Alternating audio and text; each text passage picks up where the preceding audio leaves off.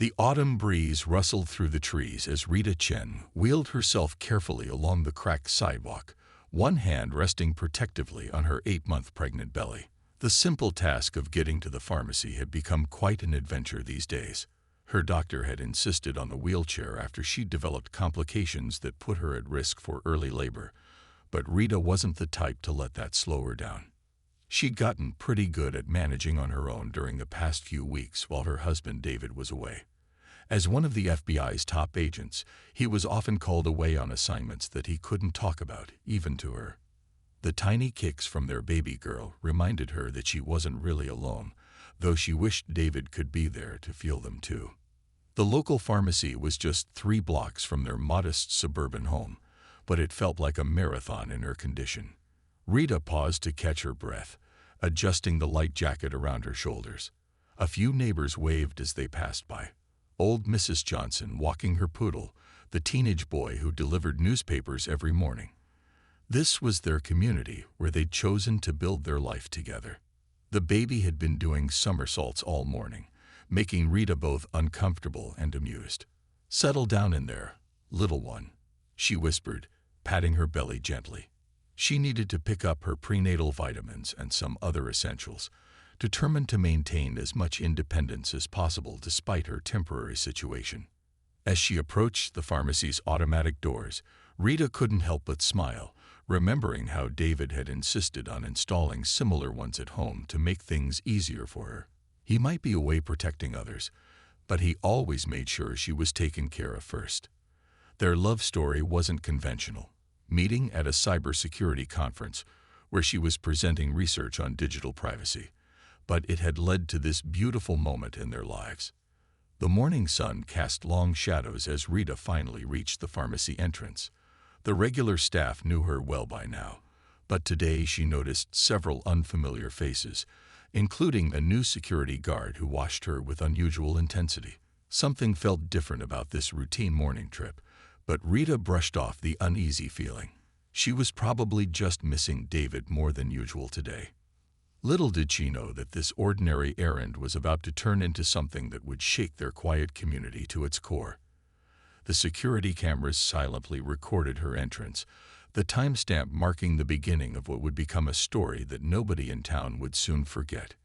Inside, the familiar scent of antiseptic and new magazines filled the air as Rita navigated her wheelchair through the aisles, her pregnant belly making it a bit tricky to maneuver in the tight spaces. She had her shopping list memorized. Prenatal vitamins, calcium supplements, and maybe those ginger candies that helped with morning sickness, even though she was well past that stage now. The pharmacist, a kind-faced woman who had known Rita since she first moved to town, gave her a concerned look. "Everything okay today?" she asked, noting Rita's slight breathlessness. Rita nodded with a warm smile, though she had to admit she was feeling more tired than usual. Maybe David was right. She should have accepted help from his mother for these small errands. As she waited for her prescription to be filled, Rita scrolled through her phone, looking at the last message David had sent. "Stay safe. Love you both."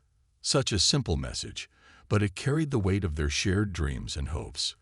If only she knew how prophetic that message would turn out to be, as the events about to unfold would test not just their love, but the very foundations of justice in their small community. Officer Peter Collins drummed his fingers on his patrol car's steering wheel, his mind still dwelling on the argument he'd had with his supervisor that morning. 6 months on the force, and he still felt like he had something to prove. The radio crackled to life, reporting a possible shoplifting incident at Thompson's pharmacy. A woman in a wheelchair, they said. His chance to show everyone what he was made of. He didn't wait for backup. Rookies who waited for backup never made headlines. As he pulled into the pharmacy parking lot, he spotted a woman in a wheelchair near the entrance, exactly matching the description from dispatch. His heart raced with anticipation. This was it, his moment to prove himself. What Officer Collins didn't know was that 10 minutes earlier, Rita had accidentally bumped into a display of vitamins while trying to turn her wheelchair in a tight aisle. The noise had startled everyone, and though she'd immediately apologized and helped the staff pick everything up, One nervous new employee had jumped to conclusions and made a call. Inside the pharmacy, Rita was still waiting patiently for her prescription, completely unaware of what was about to happen. She'd struck up a conversation with an elderly gentleman who was also waiting, sharing stories about their neighborhood. The baby was especially active now, making Rita shift uncomfortably in her wheelchair. "First baby?" the old man asked kindly, noticing her discomfort. "Yes," Rita smiled, rubbing her belly. "She's quite the gymnast already." "Just like my granddaughter," he chuckled. "Now she's winning real gymnastics medals." Their peaceful conversation was interrupted by the pharmacy's automatic doors sliding open with unusual force. Officer Collins strode in, his hand resting on his belt, eyes scanning the room until they locked onto Rita. The friendly atmosphere in the pharmacy instantly turned tense. The elderly man sensed something was wrong and instinctively stepped closer to Rita, his grandfather instincts kicking in. The pharmacist behind the counter froze mid-sentence, prescription bag still in hand. Even the soft music playing through the store's speakers seemed to fade away. "Ma'am, I need you to stay right where you are," Officer Collins announced loudly, causing several customers to turn and stare. His voice echoed through the suddenly silent store. Rita looked around, confused, thinking he must be talking to someone else. "Me?" she asked, one hand protectively covering her belly. "Is something wrong, officer?" Officer Collins stepped closer, his shadow falling over her wheelchair. "We received a report of shoplifting. I'm going to need to see your receipts and what's in your bags." The elderly man tried to intervene. "Young man, surely you can see she's pregnant." "Sir, please step back," Collins snapped, his face flushing red. He was tired of people questioning his authority, tired of being the rookie, tired of being underestimated. Rita's hands trembled as she reached for her purse to get her receipt. The baby sensed her distress and kicked harder, making her wince. The pharmacist started to speak up. "Officer, there must be some mistake. Mrs. Chen is a regular." But Officer Collins wasn't listening. In his mind, this was his big moment, his chance to prove himself. He didn't see a pregnant woman in distress. He saw a potential arrest, a chance for recognition. The security cameras continued their silent recording as the situation teetered on the edge of disaster. Through the pharmacy windows, the morning sun cast harsh shadows that seemed to darken with each passing second.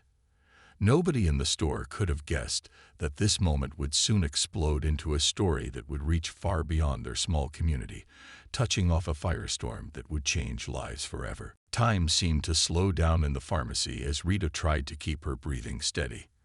The baby inside her could sense her rising anxiety, responding with increasingly strong movements. She fumbled with her purse, hands shaking as she searched for the receipt from her earlier purchase. "I have everything right here, officer," she said calmly, though her heart was racing. "I just need a moment to." "Out of the wheelchair, ma'am," Officer Collins demanded, cutting her off mid-sentence. The elderly man beside Rita gasped in disbelief. "Officer, I can't," Rita explained, her voice trembling slightly. "I'm on strict medical orders. My doctor." "I said out of the wheelchair." Collins's voice echoed through the store, causing a young mother to hurriedly usher her child toward the exit. The pharmacist, Mrs. Lee, was already on the phone, her worried eyes fixed on the escalating scene. A small crowd had begun to gather near the pharmacy's front windows. Inside, several customers had their phones out, recording the interaction. The afternoon sun cast harsh fluorescent shadows across Officer Collins's increasingly red face.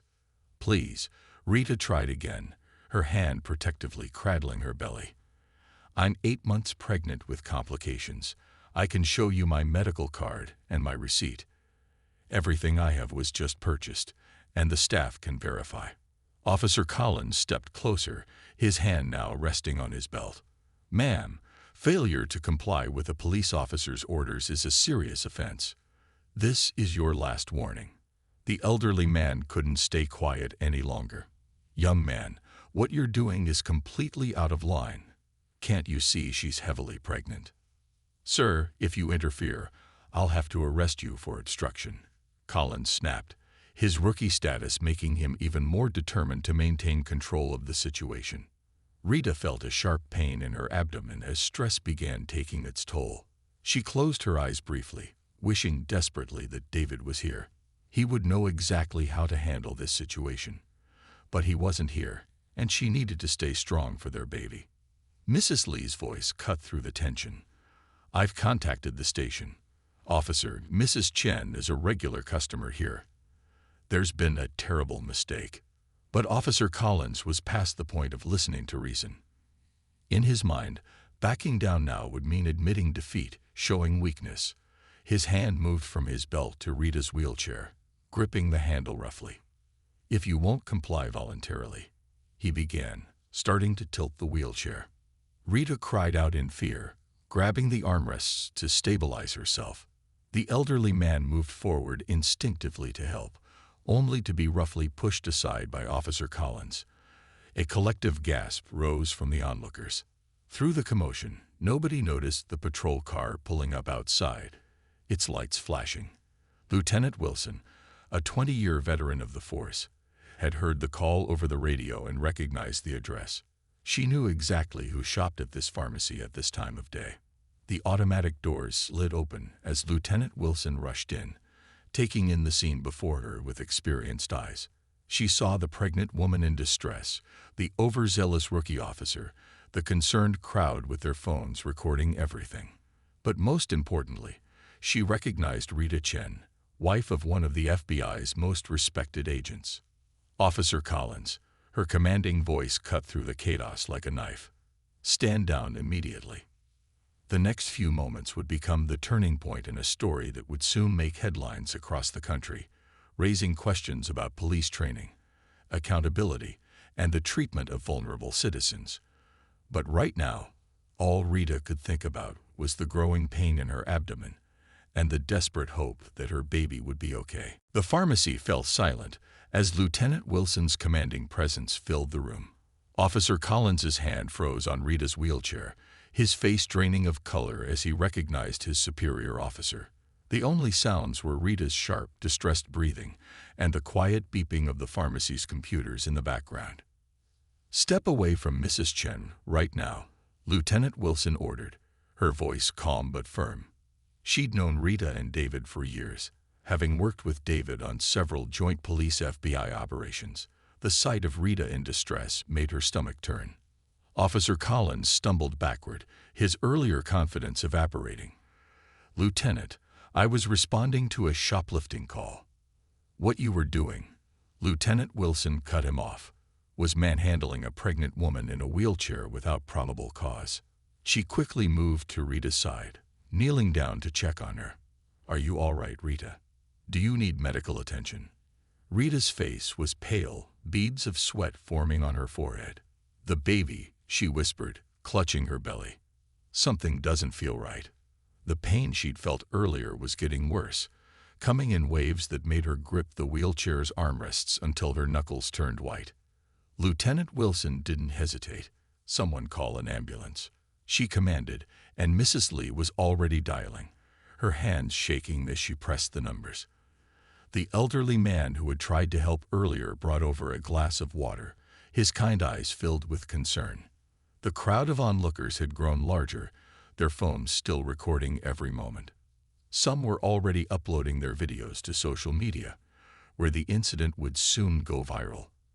But right now, none of that mattered to Lieutenant Wilson. Her priority was ensuring Rita's safety. Your husband, she said softly to Rita. I'll contact him right away. She pulled out her phone, quickly dialing a number she knew would reach David even during his undercover assignment. This was exactly the kind of emergency exception they had planned for. Officer Collins stood awkwardly to the side, the reality of his actions finally starting to sink in. I didn't know. I thought. Hand over your badge and gun, Lieutenant Wilson ordered without looking at him. Report to Internal Affairs first thing tomorrow morning. Her tone left no room for argument. The sound of approaching sirens filled the air as paramedics arrived on the scene. They moved quickly but carefully, their experienced hands checking Rita's vital signs and preparing her for transport. The baby's heartbeat was elevated, they noted, and Rita's blood pressure was concerning. "Please," Rita said through gritted teeth, "someone needs to stay here and explain to David when he comes." The thought of her husband arriving to find the pharmacy in chaos, not knowing where she was, brought tears to her eyes. "I'll handle everything," Lieutenant Wilson assured her, squeezing her hand gently. "You focus on staying calm and taking care of yourself and the baby." As the paramedics wheeled Rita toward the ambulance, the crowd parted silently, many of them reaching out with supportive touches or whispered words of encouragement. Mrs. Lee rushed forward with Rita's prescriptions, handing them to the paramedics along with a paper bag of the other items Rita had come to purchase. The elderly man who had tried to defend Rita stepped forward. "I want to file a formal complaint," he announced firmly. "What happened here today? It isn't right." Lieutenant Wilson nodded, pulling out her notepad. "I'll take statements from everyone who witnessed this incident." She turned to the crowd. "What happened here today goes against everything we stand for as police officers. I promise you, this will be thoroughly investigated." As the ambulance pulled away with its precious cargo, its sirens cutting through the quiet suburban morning, nobody in the pharmacy could have predicted how this incident would spark a nationwide conversation about police reform, human dignity, and the power of community standing up for what's right. David Chen was in the middle of a crucial undercover operation when his secure phone buzzed with the emergency signal. His heart skipped a beat. This was the number that would only be used if something had happened to Rita. He quickly excused himself from the meeting, his hands trembling slightly as he stepped into an empty hallway. The moment he heard Lieutenant Wilson's voice, he knew something was terribly wrong. As she explained what had happened at the pharmacy, David's whole world seemed to tilt on its axis. His pregnant wife, his Rita, in danger because of an overzealous police officer. The irony wasn't lost on him. "I'm on my way," he said, his voice tight with controlled emotion. Within minutes, he had contacted his FBI supervisor, explained the situation, and was racing toward the hospital. The undercover operation would have to wait. His family needed him now. At the hospital, Rita was already being monitored in the maternity ward. The stress of the incident had triggered early contractions, and the medical team was working to stabilize her condition. She lay in the hospital bed, monitors beeping steadily around her, when David burst through the door. "Rita," he breathed, rushing to her side.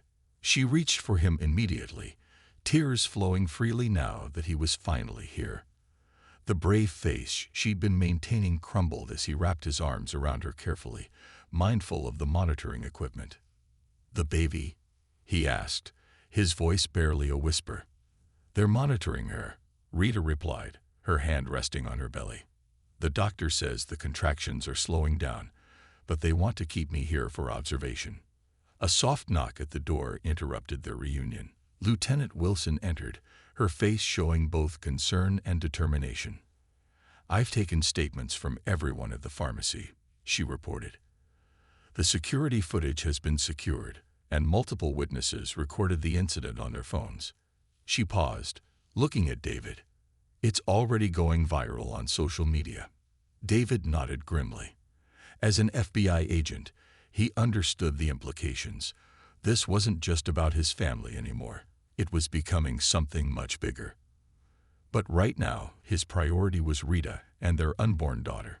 The doctor arrived then, a kind-faced woman who introduced herself as Dr. Puddle. She reviewed Rita's latest readings with practiced eyes. "The good news is that we've managed to stop the contractions," she explained. "Both mother and baby are stable, but I want to keep you here overnight for observation, Mrs. Chen. No more excitement for a while." Rita squeezed David's hand, relief washing over her face. Lieutenant Wilson took the opportunity to step closer to David. "The department is launching a full investigation," she said quietly. "Officer Collins has been placed on immediate administrative leave. We're also reaching out to community leaders to address concerns about police conduct." David's jaw tightened, but he kept his voice level. Good, because this can't happen to anyone else. Pregnant or not, disabled or not, no one deserves to be treated that way. As evening settled over the hospital, the story of what happened at Thompson's Pharmacy was spreading rapidly across social media platforms. News vans had already started gathering outside the hospital, hoping to catch a statement from the FBI agent whose pregnant wife had been victimized by a police officer. But inside room 315, David and Rita weren't thinking about viral videos or news coverage. They were listening to their daughter's strong heartbeat on the monitor, grateful for this moment of peace after the storm. Rita had finally drifted off to sleep, exhausted from the day's events, while David kept watch, his hand protectively covering hers on her belly. Tomorrow would bring questions, investigations, and difficult conversations about police reform and community trust. But tonight, in this quiet hospital room, there was just a family, holding on to each other, stronger together than apart. Morning sunlight streamed through the hospital room window as Rita woke to find David still by her side, his suit wrinkled from sleeping in the chair. Outside, the sound of news reporters and gathering crowds drifted up from the street below. Their quiet family crisis had become overnight news, spreading faster than anyone could have predicted. David's phone hadn't stopped buzzing with messages since dawn. His FBI supervisor, police department officials, journalists, and even the mayor's office were all trying to reach him. But he silenced each call, focusing instead on Rita's peaceful breathing and the steady beep of the baby monitor. "You should probably answer some of those," Rita said softly, watching his phone light up again. "We can't hide from this forever." Before David could respond, Dr. Patel entered with her morning rounds. Her calm presence brought a sense of normality to the chaos brewing outside. "Your blood pressure is much better this morning," she said, reviewing Rita's charts. "And the baby's heartbeat is strong and regular. How are you feeling?" "Stronger," Rita answered, managing a small smile. "Though I'm not sure I'm ready to face all of that." She gestured toward the window, where camera flashes occasionally lit up the morning sky. A gentle knock at the door announced Lieutenant Wilson's arrival. Her uniform was crisp, but her eyes showed the strain of a sleepless night. "The videos have gone national," she reported quietly. "Every major news network is covering the story. Officer Collins's body camera footage has been released, and—" she paused, taking a deep breath. "It's worse than we initially thought." David stood up slowly, his protective instincts warring with his professional training. "How bad?" The footage clearly shows him ignoring multiple witnesses telling him about Rita's condition. The security cameras caught him attempting to force her from the wheelchair. Social media is exploding with calls for reform, and community leaders are organizing a peaceful protest outside the police station. Rita's heart monitor beeped a little faster, and David quickly returned to her side, taking her hand. Dr. Patel frowned at the monitors. "Perhaps we could continue this discussion later. My patient needs rest." But Rita shook her head. "No, I need to know. What happens now?" Lieutenant Wilson pulled up a chair, her voice softening. "The department is launching a full investigation. Officer Collins will face disciplinary action, but more importantly, we're implementing immediate changes to our training protocols. Your experience, as horrible as it was, might help prevent this from happening to others." The baby kicked then, as if adding her own opinion to the discussion. Rita smiled despite everything, guiding David's hand to feel their daughter's movement. Even in this difficult moment, their little girl reminded them of what really mattered. A nurse entered with a tablet, her eyes wide. "Mr. and Mrs. Chen, I thought you might want to see this." She turned the screen toward them, showing the social media feed. The elderly man from the pharmacy had shared his story, and it had gone viral.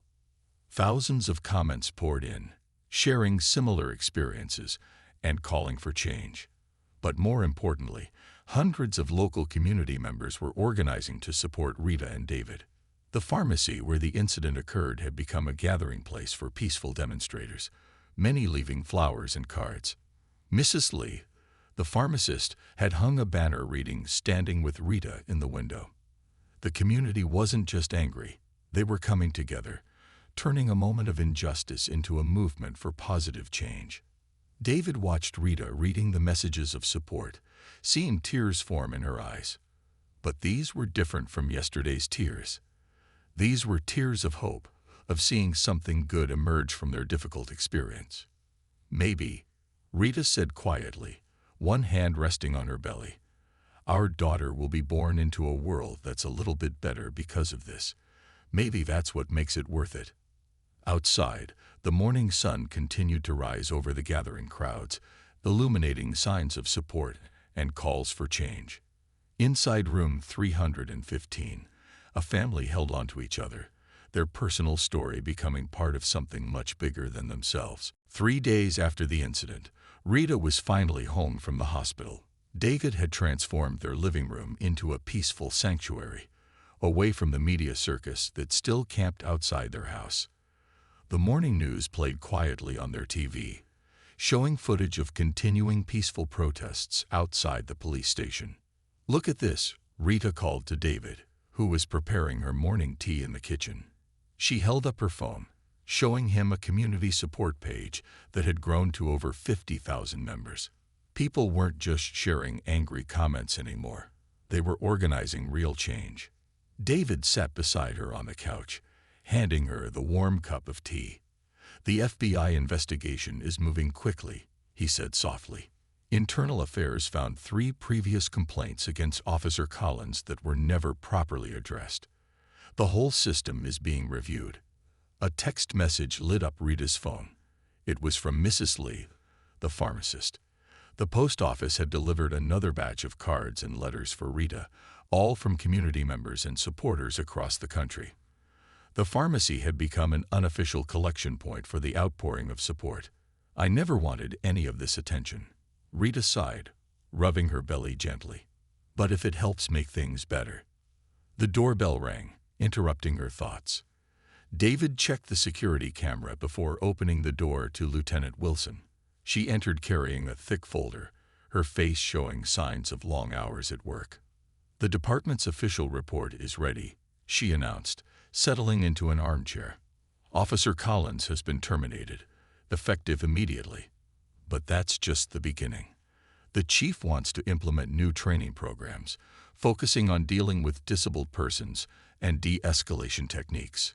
Rita listened quietly, her hand still moving in slow circles over her belly.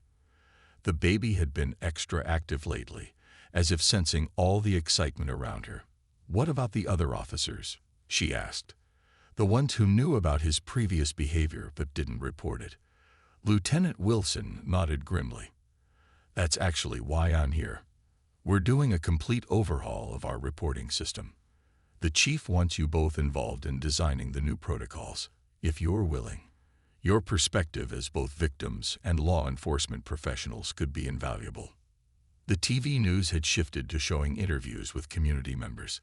The elderly man from the pharmacy, whose name they learned was Mr. Wong, had become something of a local hero. His passionate speech about standing up for others had inspired a mentorship program between seniors and local police officers. "The community support group is planning something big," David mentioned, showing Lieutenant Wilson his phone. "They're organizing a walk for change next month. People from all over the state want to participate." Rita's eyes lit up for the first time in days. "I want to be there," she said firmly. "Not just as a victim, but as someone working for positive change. Our daughter should know we didn't just let this happen. We helped make things better." Lieutenant Wilson smiled. "The chief was hoping you'd say that. He wants to announce the new training program at the walk. Show people we're not just making promises, but taking real action." A soft chime from Rita's phone interrupted them. Another message from Mrs. Lee. The pharmacy was starting a community outreach program, offering free delivery services to elderly and disabled customers. More local businesses were joining in, turning their neighborhood into a model of inclusive community service. "Sometimes," Rita said thoughtfully, "good things can come from difficult moments. A month ago, I was just focused on getting through my pregnancy. Now we're part of real change." David wrapped an arm around her shoulders, feeling their daughter kick against his side. Outside, a group of supporters had gathered with handmade signs, holding a peaceful vigil. Their quiet suburban street had become a symbol of community strength and unity. The afternoon sun cast long shadows through their living room windows, but unlike the harsh shadows in the pharmacy that day, these felt warm and hopeful. The investigation was moving forward, changes were being made, and their community was growing stronger together. 1 month after the incident, the morning of the Walk for Change dawned bright and clear. Rita sat in her wheelchair at the front of the gathering crowd, amazed at how many people had shown up. The park was filled with families, community leaders, and supporters from across the state. Even the national media had arrived to cover the event. David stood protectively behind her wheelchair, dressed not in his usual FBI suit, but in a t-shirt bearing the Walk's logo, a wheelchair surrounded by a heart, designed by local high school students. The sight of uniformed police officers mingling peacefully with protesters brought tears to Rita's eyes. "Are you feeling okay?" David asked softly, noticing her tears. "We can head home if it's too much." Rita shook her head, smiling. "Happy tears," she assured him. "Look at all these people. They're not just here for us anymore. They're here for real change." Lieutenant Wilson approached them, accompanied by the police chief and the mayor. The chief looked nervous but determined as he checked his speech cards one last time. He was about to announce the department's new comprehensive training program, developed with input from disability rights advocates and community leaders. Mrs. Lee from the pharmacy had set up a water station nearby, handing out bottles to participants. Her pharmacy had become a symbol of community solidarity, with people traveling from other cities just to show their support by shopping there. The elderly Mr. Wong stood beside her, proudly wearing a community guardian badge, part of the new senior police partnership program he'd helped create. As the crowd grew, Rita recognized faces from the viral videos. The young mother who'd hurried her child away, now carrying a sign reading, "Teaching our children to stand up for others." The nurse who'd shown them the supportive social media posts was there too, along with a group of her colleagues representing the hospital's new community outreach program. "It's time," Lieutenant Wilson announced gently. The chief stepped up to the microphone, his voice carrying across the hushed crowd. "1 month ago, a terrible incident in our community opened our eyes to serious problems in our police force," he began. "Today, we're not just apologizing. We're taking action."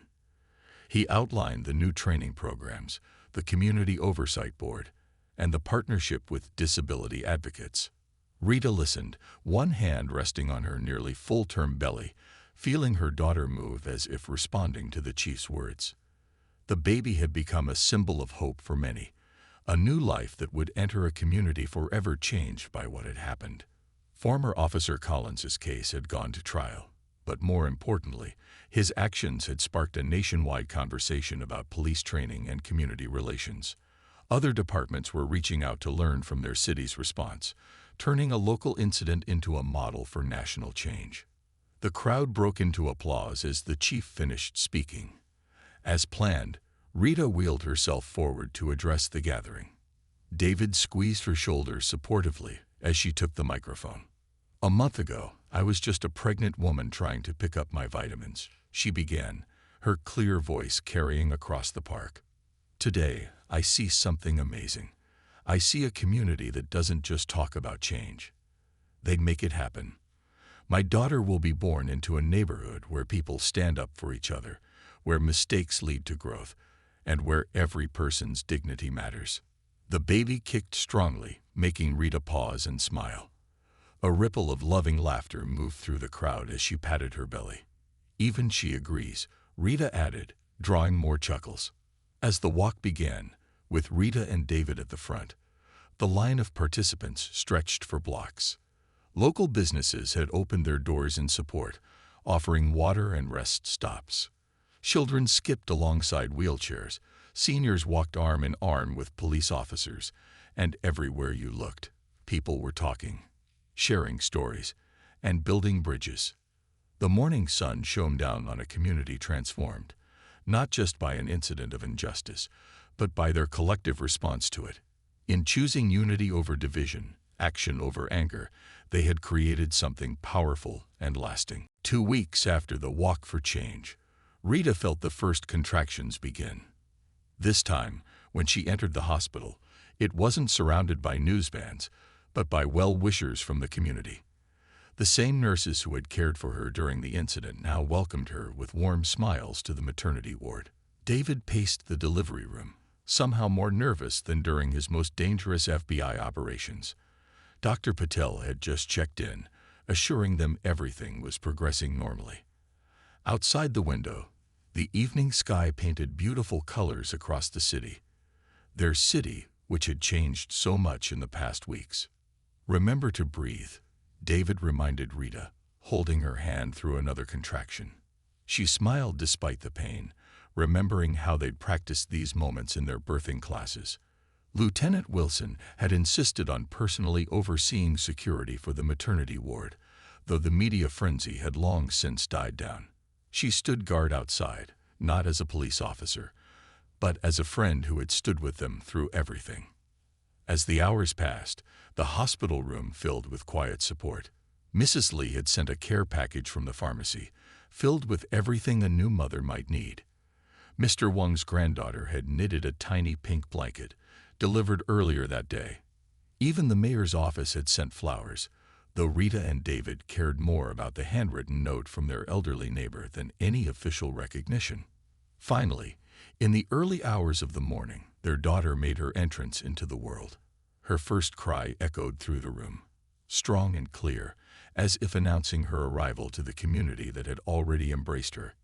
"She's perfect," Dr. Patil announced, placing the tiny bundle in Rita's arms. David wiped tears from his eyes as he counted 10 tiny fingers and 10 tiny toes. Their daughter looked up at them with bright, curious eyes, completely unaware of how her story had already touched so many lives. They named her Hope, not because of the incident, Rita insisted, but because of what came after. Because their community had shown them how hope could transform tragedy into triumph, fear into friendship, and anger into positive action. The next morning, as news of Hope's birth spread, something beautiful happened. People began leaving small gifts outside the hospital, not expensive presents, but heartfelt tokens of community love. Children's drawings, handmade cards, and messages of welcome for the baby, who had become a symbol of positive change. 1 week later, as Rita and David prepared to take Hope home, they found their street lined with neighbors. Not protesters this time, not media crews, just regular people who had become part of their extended family through this journey. The police department's new community outreach van was parked nearby, its officers helping elderly residents set up chairs so they could welcome the new family home. The pharmacy where everything had started had been transformed. Mrs. Lee had expanded her delivery services, and the store now hosted monthly community meetings where police officers and residents could talk openly about their concerns and ideas. The spot where Rita's wheelchair had stood during the incident now featured a beautiful mural of butterflies, symbols of transformation. Former Officer Collins had written a letter of apology, not for the media or the courts, but for Rita, David, and Hope. He was working with advocacy groups now, sharing his story as a cautionary tale and a call for change in police training programs across the country. As they settled Hope into her nursery that first night home, Rita and David could hear the quiet sounds of their neighborhood. Children playing, neighbors chatting, life going on. But it wasn't the same neighborhood they had known before. It was stronger, kinder, more aware. Their community had learned that standing together was better than standing apart. "Welcome home, little one," Rita whispered to her sleeping daughter. "You're already part of something amazing." David wrapped his arms around his family, thinking about how a moment of injustice had led to a movement of love. Outside their window, the stars shone down on a community forever changed, not by force or fear, but by the power of people choosing to care for one another.